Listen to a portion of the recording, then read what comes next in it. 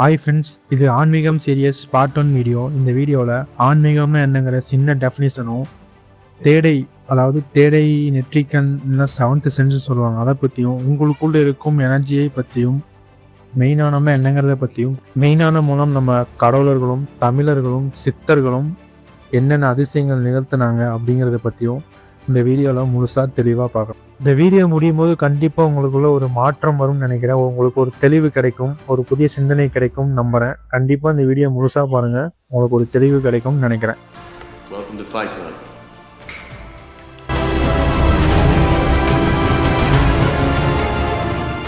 ஆன்மீகம் என்பது ரிலீஜியன் இல்லை, அது ஒரு ரியலைசேஷன். இது ஒரு மிகப்பெரிய சைக்காலஜி ஃபிலாசபி மேட்ரு. சைக்காலஜி நம்மளோட மைண்டை அனலைஸ் பண்ணி ஒரு ட்ரூத் சொல்லுது, இந்த மைண்டு நம்ம இல்லைன்னு.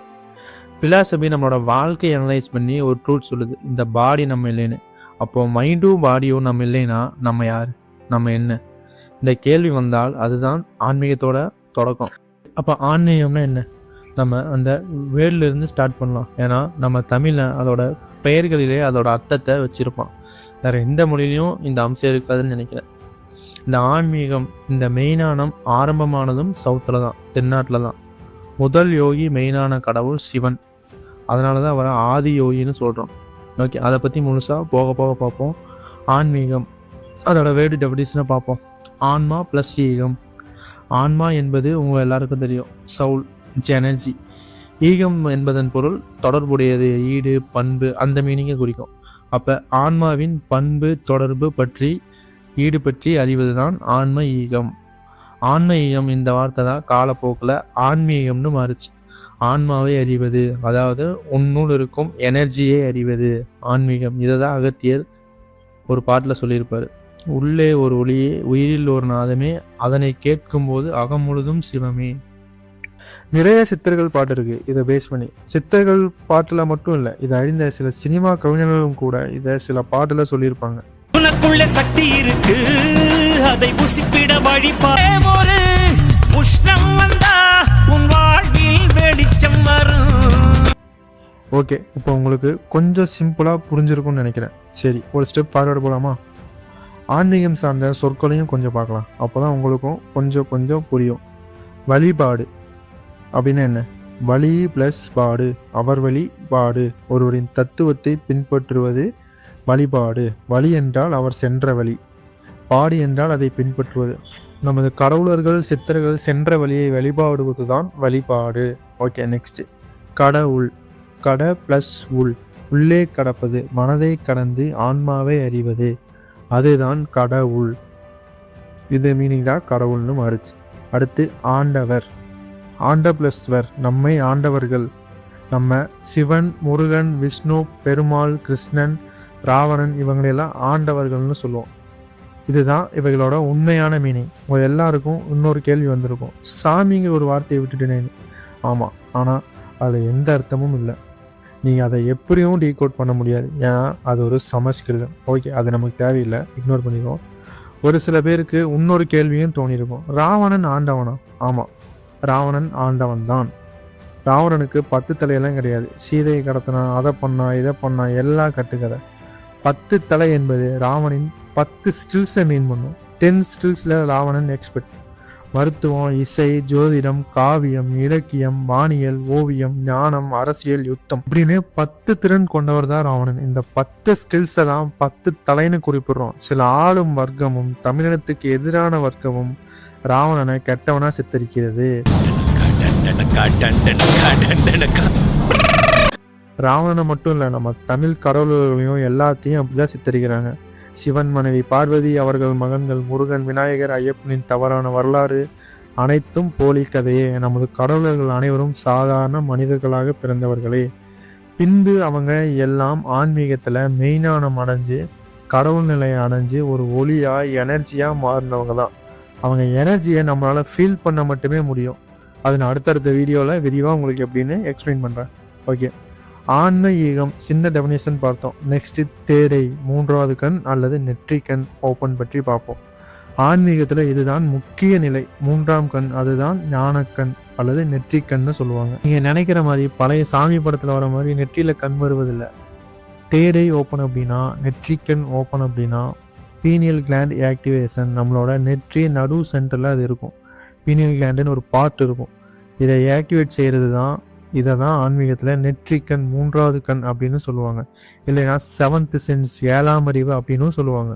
பார்த்தீங்களா, நடு நெற்றியில் உள்ள இருக்கும் பீனியல் கிளாண்டை பற்றி அப்போவே அறிந்து அது நெட்ரிக்கன் என்று அப்போவே நம்ம கடவுள் சொல்லியிருக்காங்க, எந்த ஒரு டெக்னாலஜி இல்லாத காலத்தில். இதுதான் மெயினாக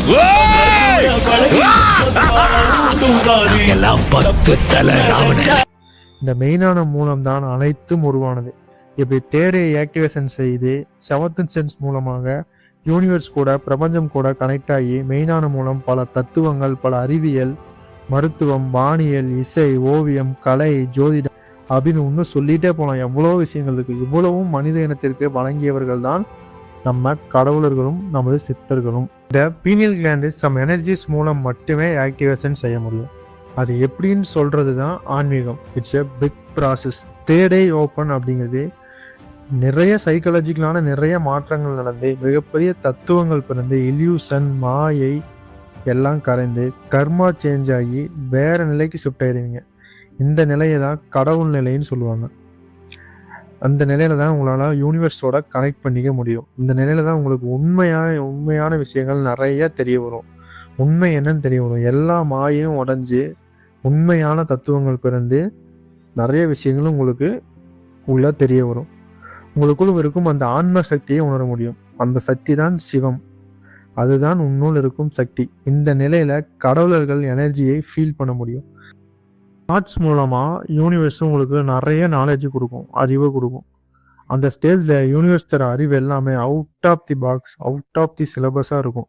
அதனால தான் நம்ம தமிழனோட சிந்தனைகள் அனைத்தும் out of the syllabus, out of the பாக்ஸா இருந்தது.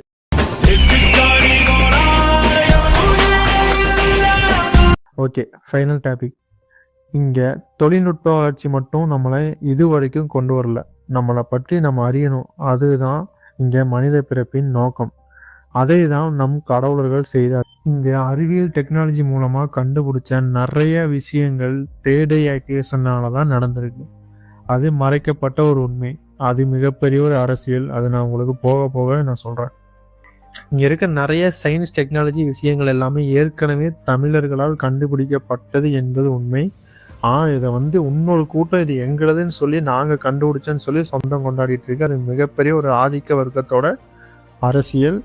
அதை தான் அவங்க ரீசர்ச்சுங்கிற பேரில் நம்ம கண்டுபிடிச்ச எல்லாத்தையும் எடுத்து வச்சுக்கிட்டு, ரீசர்ச்னாலே உங்களுக்கு தெரிஞ்சு மறுபடியும் சர்ச் பண்ணுறது ரீசர்ச். அவங்க எல்லாத்தையும் தமிழர்கள் கண்டுபிடிச்ச எல்லாத்தையும் ரீசர்ச்சுங்கிற பேரில் மறுபடியும் அவங்க கண்டுபிடிச்ச மாதிரி சொந்தம் கொண்டாடிட்டு இருக்கு. அது அவங்க அதை மட்டும் பண்ணல, நம்ம தமிழர்களுக்கு எந்த ஒரு உண்மையும் தெரியக்கூடாதுன்னு சொல்லி உண்மையான ஆன்மீக வரலாறு அழிச்சு, கடவுள்களை தப்பான வழியில் சித்தரித்து, பொய்யான போலி கதைகளை சொல்லி, மதத்தை உருவாக்கி, ஜாதியை உருவாக்கி, எல்லாத்தையும் கொலாப்ஸ் பண்ணி நம்ம தமிழர்களை ஃபர்ஸ்ட் காட்டு மிராண்டிங்கன்னு சொல்லி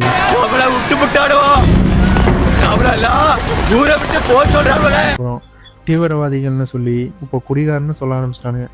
அவனுங்களை நடிகர்கள் பின்னாலேயும், நடிகைகள் பின்னாலேயும், கிரிக்கெட் வீரர்கள் பின்னாலேயும், குடி பின்னாலேயும், போதை பின்னாலேயும் சம்மந்தமே இல்லாமல் இந்த ஃபோனுக்கு அடிக்ஷன் பண்ண வச்சு என்ன பண்ணுறோம் ஏது பண்ணுறனே தெரியாமல் சுத்த விட்டுக்கிறானுங்க.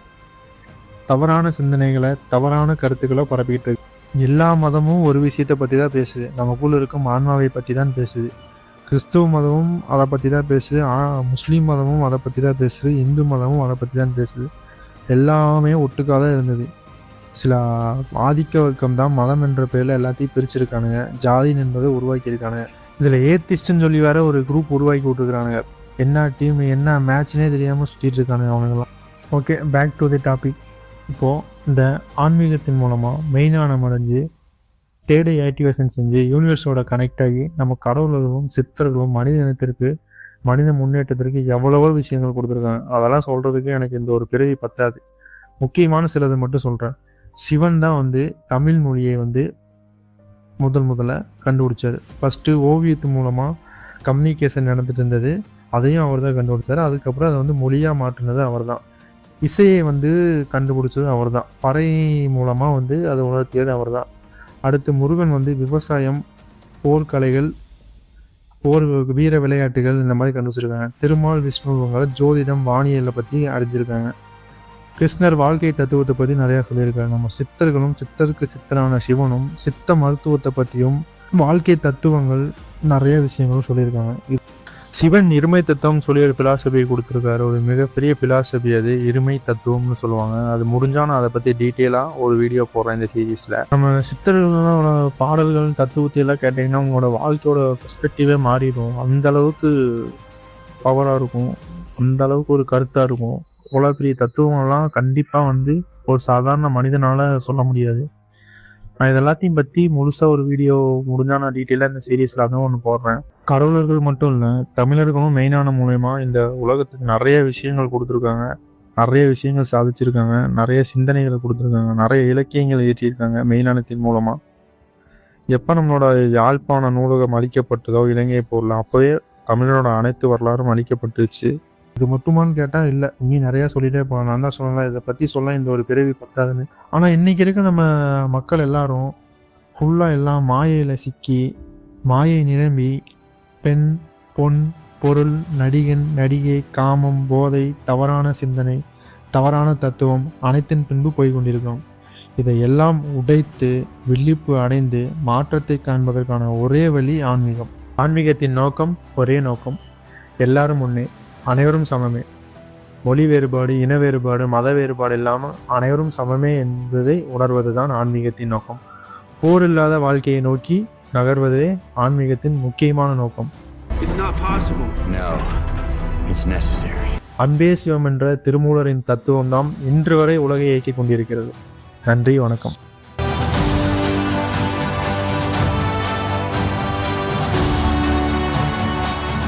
ஒரு சின்ன மெசேஜ்.